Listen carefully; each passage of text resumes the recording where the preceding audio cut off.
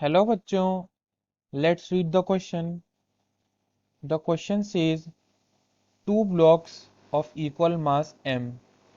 तो हमारे पास दो ब्लॉक्स हैं जिनका मास है m, are connected by an unstretch spring. एक स्प्रिंग है जो अनस्ट्रेच स्टेज में है, and the system is kept at rest on a frictionless horizontal surface. और इस सिस्टम को जो है हमने फ्रिक्शनलेस हॉरिजॉन्टल सरफेस पे रख दिया है। A constant force F is applied on the first block, pulling it away from the other as shown in figure। तो एक कांस्टेंट फोर्स F जो है वो खींचता है इस सिस्टम को, जैसा हमें फिगर में दिखा रखा है। तो हमें क्या फाइंड करना है? हमें फाइंड करना है the displacement of centre of mass in time t।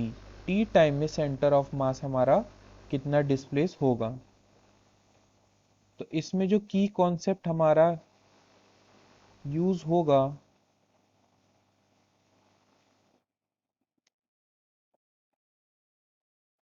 वो होगा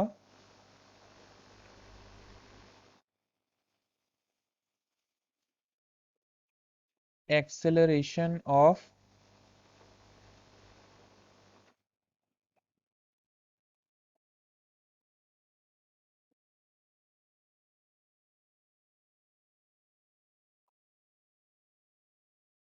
centre of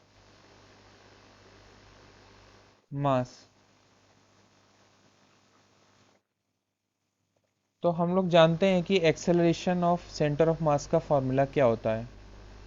acceleration of centre of mass का फॉर्मूला होता है A C M is equal to m1 a1 plus m2 a2 divided by m1 plus m2। तो यहाँ पे हमें F B D बनानी पड़ेगी और हमें एक्सेलरेशंस फाइंड करने पड़ेंगे दोनों ब्लॉक्स के।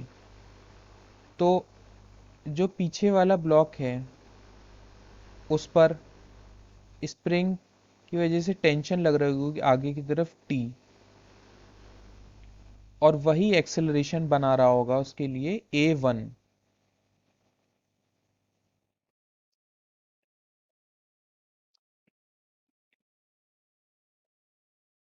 तो हमारी पहली इक्वेशन आ जाएगी small m a1 is equal to T. ये हमारी पहली इक्वेशन आ जाएगी। दूसरी इक्वेशन के लिए हम लोग एफ पी डी बनाएंगे सेकंड वाले ब्लॉक के लिए, जिस पे एफ फोर्स लग रहा होगा राइट की तरफ, और स्प्रिंग की वजह से टेंशन लग रही होगी पीछे की तरफ। तो हम लोग इसके लिए न्यूटन्स की कौन सी कैसे इक्वेशन लिखेंगे? अगर इस पे a2 एक्सेलरेशन लग रहा है, नेट एक्सेलरेशन राइट की तरफ, तो हम लोग न्यूटन्स की इक्वेशन से लिख सकते हैं m a2 is equal to f minus T. ये हो जाएगी हमारी दूसरी इक्वेशन। अब दोनों इक्वेशन जो हमने बनाई हैं उनको हम लोग सेंटर ऑफ मास वाले फॉर्मूले में पुट करेंगे। तो ए सी एम हमने बताया था M A one plus M A two divided by M one plus M two था। हमने एम ए वन और एम ए टू की वैल्यू निकाल ली है। वो क्या आई? एम ए वन की वैल्यू क्या थी? एम ए वन की वैल्यू थी टेंशन, एम ए वन की वैल्यू आई थी टी। तो इसमें हम लोग पुट कर देंगे एम ए वन की वैल्यू टी, और एम ए टू की वैल्यू आई plus F minus T. M A two की वैल्यू आई हमारी एफ माइनस टी, उसको भी पुट कर देंगे प्लस एफ माइनस टी।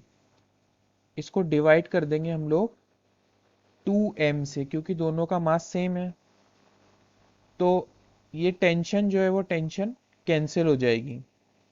तो हमारे पास जो एक्सेलरेशन आ जाएगा सेंटर ऑफ मास का,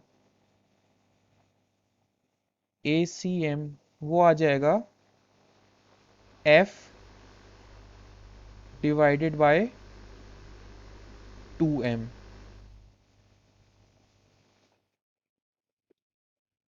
अब हमें निकालना है डिस्प्लेसमेंट। तो डिस्प्लेसमेंट के लिए हम लोग इक्वेशन लगा देंगे काइनेमेटिक्स की, S is equal to U T plus half A T square, ये वाली इक्वेशन लगाएंगे। तो इसको लगाते हैं।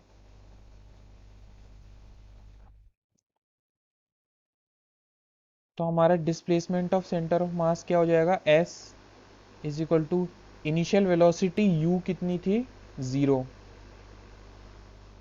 क्योंकि क्वेश्चन में दिया हुआ है कि ये सिस्टम रेस्ट से स्टार्ट करता है। इनिशियल वेलोसिटी हो गई हमारी 0, 0, और t टाइम में हमें जो डिस्प्लेसमेंट बताना है, plus half acceleration of centre of मास, जो कि हमने अभी निकाला है F बाई 2m। तो उसको लगा देंगे यहाँ पे F बाय 2m और टी स्क्वायर, जिस टाइम में हमें सेंटर ऑफ मास का डिस्प्लेसमेंट बताना है।